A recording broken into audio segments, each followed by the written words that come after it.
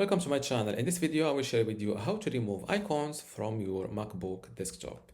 As you see here, I have two icons on my desktop, and in this video, I will share with you how to remove them using two methods. The first method is by clicking on the icon that you want to delete using the right button of your mouse, like this, and select Move to Trash.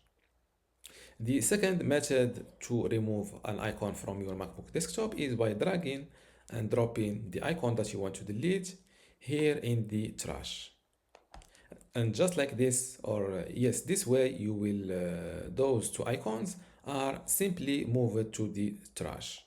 Because if you open the trash, you will see them here. To completely remove those icons from your MacBook permanently, empty your trash like this. Click on this trash icon with the right button of your mouse and select empty trash.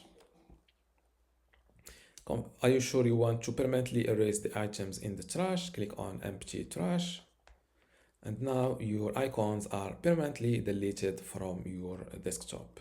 And this is how to remove icons from your MacBook desktop. If you still have a question, leave it in the comments below and don't forget to give this video a like. Thank you.